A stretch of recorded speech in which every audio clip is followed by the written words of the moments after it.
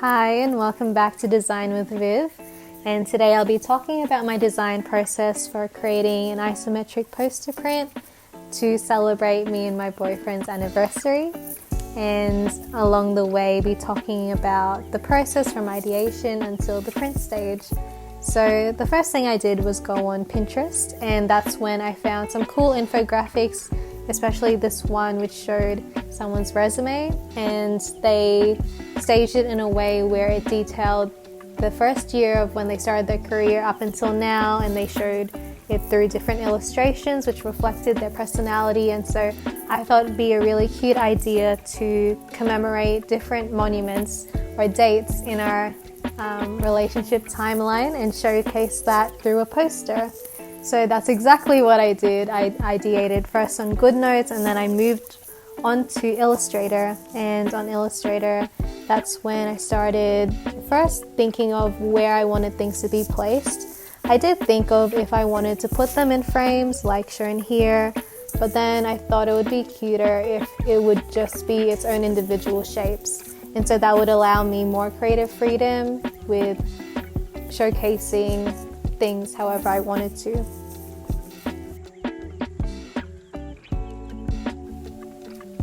So one of the things I first started experimenting with was looking at what direction I wanted these ears to be facing. So I did think initially for the ears to be facing above, so it looks like they're coming from the ground, and I'd probably do like an emboss or some sort of shadow to display that. You'll come to find near the end or maybe somewhere in the middle that I changed my mind about that. But it was a nice way to experiment the different angles that you can get when you do isometric shapes. And when I found this tutorial on Satori Graphics, I tried his one on creating a house, and I'm like, what if I make it on other things? But I think I was just conscious about having to manually draw it on that particular perspective. But then when you learn, there's like a specific way that you can just make a shape and then afterwards change the angle after. You'll see it in each of the process videos. But yeah, that's something interesting for you to learn if you ever want to think about going into isometric shapes, or you're just curious about how some digital creators actually do it. So then I wanted to go fully in depth in a project, and I feel like one of the easy motivators for me is when I'm creating a gift or creating something for someone.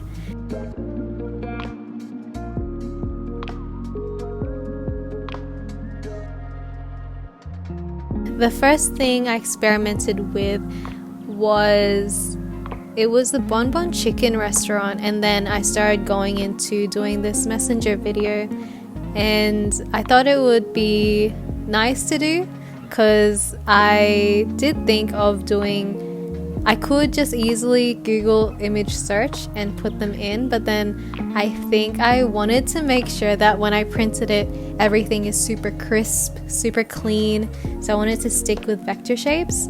And so look at me doing all these details with the Wi-Fi, even though when you watch it back, or like when you look at the final print, it's so tiny you wouldn't have even told the difference if I just copied it from the internet, but I could tell. And also it gave the ability to blow up the poster however I wanted it to.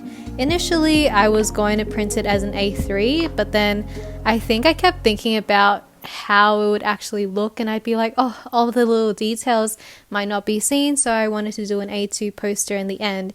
And so that's a pro tip if you're going to do a print. If you do it in vector shapes, it means that you can just print it whatever size you want without losing the quality.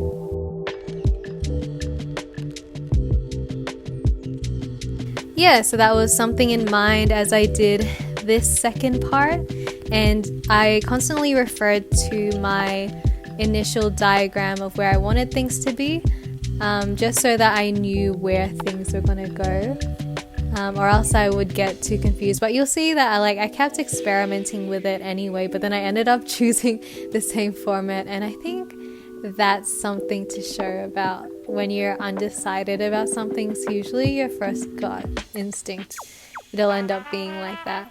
yeah, so I started finessing the details of this. I did like the curved edges, did a little shadow, and just plugged it in to the main poster.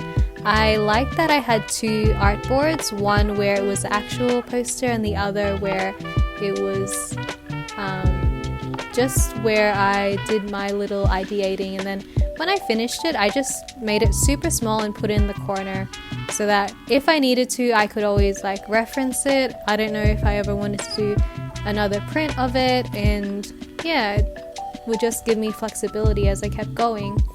So this was probably one of the most exciting and challenging ones to do, was the hardware lane cafe or hardware club, and it was just exciting. It's a really nice date place, or even with like a friendship group. It's like the Little Italy of Melbourne, so definitely recommend it if you're looking for some nice food, especially in the summer, with the coming months now being spring summer. Super good, and with lockdown out, oh my god, okay, I recommend it.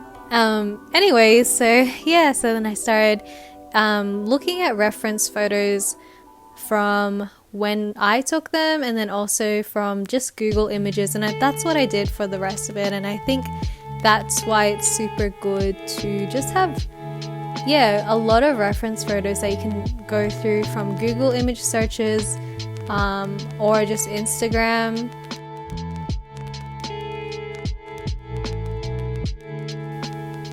Yeah, but if you're not working for a client, then you have the ability to choose what type of details you want to work on. You can even make your own up, which is what I ended up doing.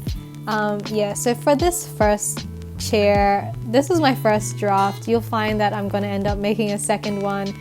This chair was like, honestly, super hard.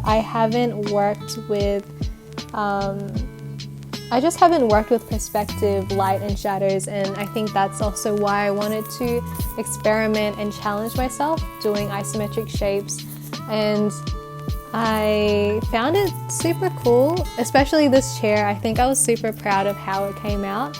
I liked, like, this pattern doesn't even look like the final, like what it actually looks like in real life, but from afar it looks interesting enough, it looks cute enough.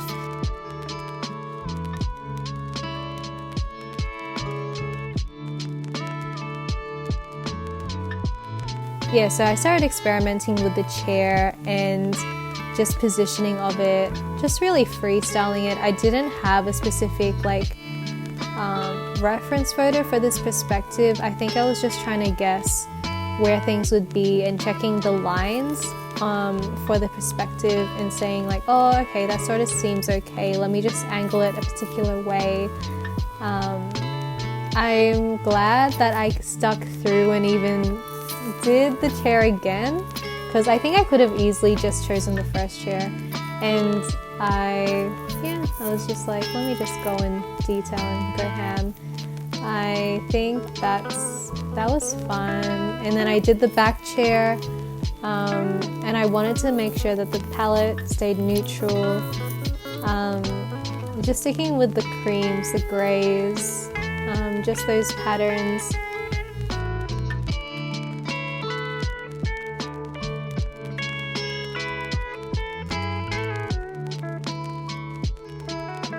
So then I started working on the sushi, and this sushi was fun. I had to look at a lot of reference photos. I wasn't sure what type I wanted to choose, etc. But I found one which I liked, and then I was like, let me just copy it. So I was making the nigiri and just looking at the strokes of the salmon. This was fun, and it was just satisfying to make. There was not as much intricate details as making the chair, for example, and so this was just about color and shapes, and I think that's what I liked experimenting with the most on Illustrator, is just how easy it is to make shapes when you get familiar with the tools.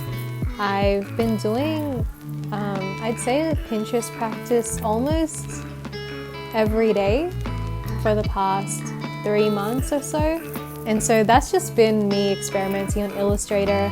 I feel like my skills on Photoshop have been lacking since, but that's okay because I pretty much grew up with starting on Illustrator, on Photoshop. So it was a good way to step out of that comfort zone, and now I'm super comfortable with Illustrator, I have to say. There is definitely a lot of effects that I still want to experiment with, but yeah, that's something I'm proud of, and I want to start looking more at InDesign and just testing that out more, just if I need it in the future. And so I know that if I ever wanted to print a publication or a magazine or whatever through InDesign, I know how to do it.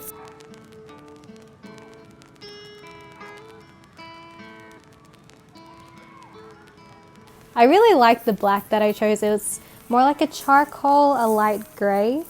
And this was satisfying. I think when it starts coming together, when it starts feeling isometric, there's dimension, I think that's when I start getting excited. And so especially doing that to the sushi, so satisfying, so gratifying when you can do something that's easier than the chair. I keep referencing the chair, but yeah, and then I was like, let's make multiple sushi, so it's like on a sushi tray, because I wanted to be displayed on like a picnic, because during lockdown, I think one time just in the backyard we just had a picnic, and that was just really nice with the sun out.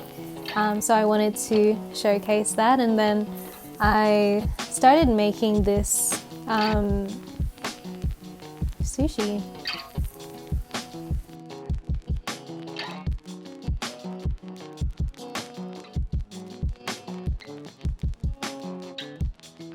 Something that I like on Illustrator is the fact that the strokes, you can have those effects. I don't think that it's really captured here in the screen share, but when you look at the top, when you make any lines on Illustrator, you can change the stroke type, and so that's what I did with the sun rays.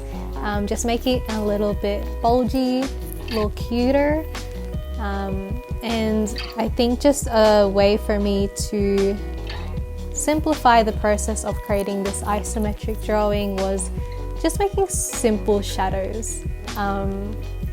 Also, you can find me just trying to make this pathway right. Like, I knew that's definitely not the right perspective, but I'll fix that later.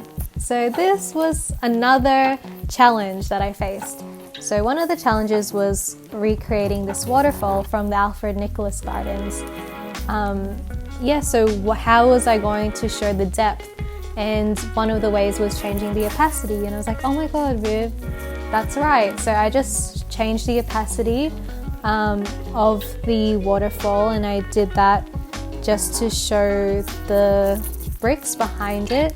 And with the bricks, it was easy as well. I just, it was the same shape, and then I just duplicated it, changed the different shades, and then just put it all together.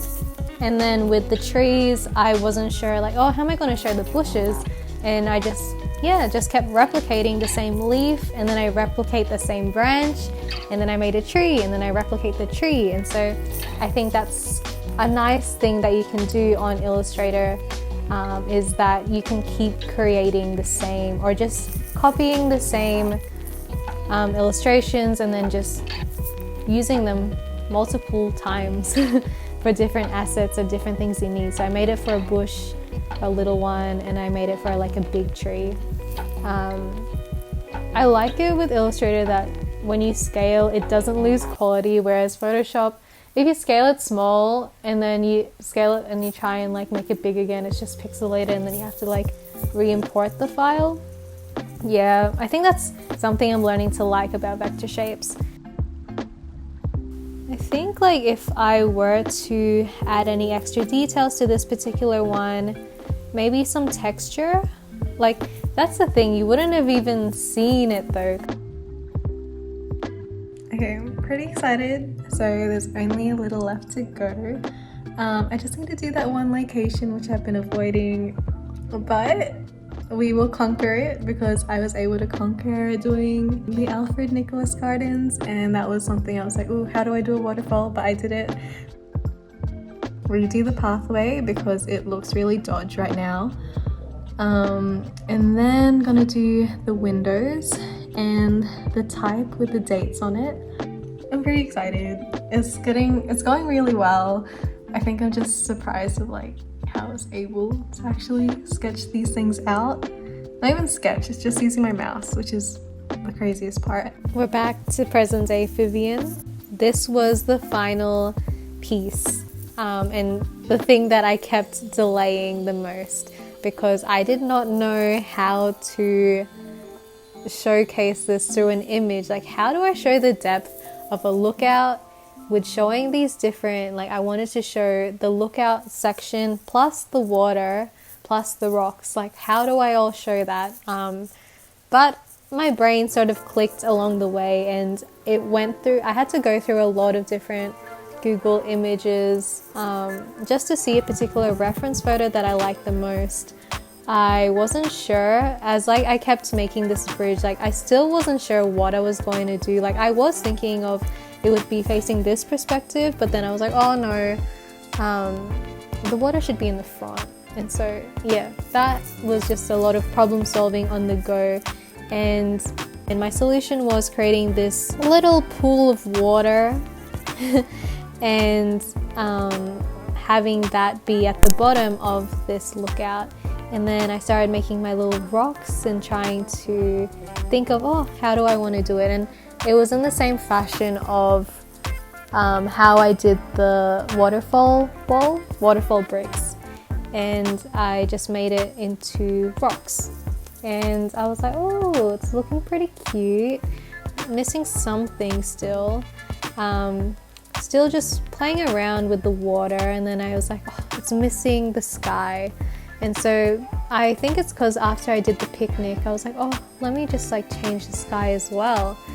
So I put the moon in. I don't know if it was actually a full moon that night or not.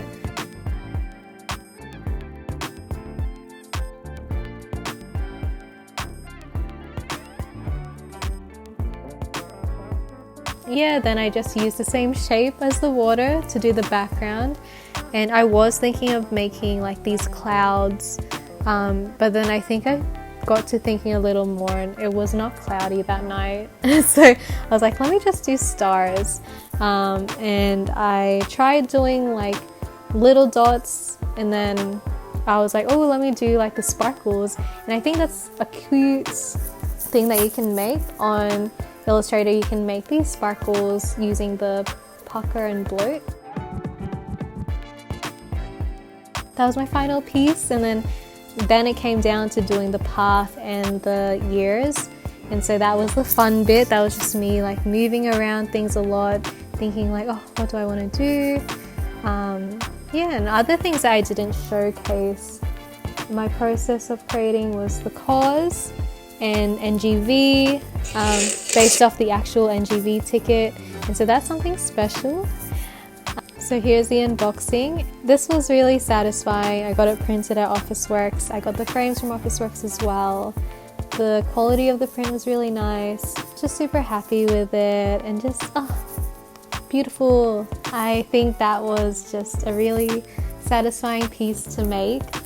I think I like this type of podcasty process video type thing. I always like watching people do videos like that, and so I think I just want to do that myself, and I want to look back and see what was my design process and how is it different or what's the same. I hope that you all have a lovely day, and thank you for watching. See y'all.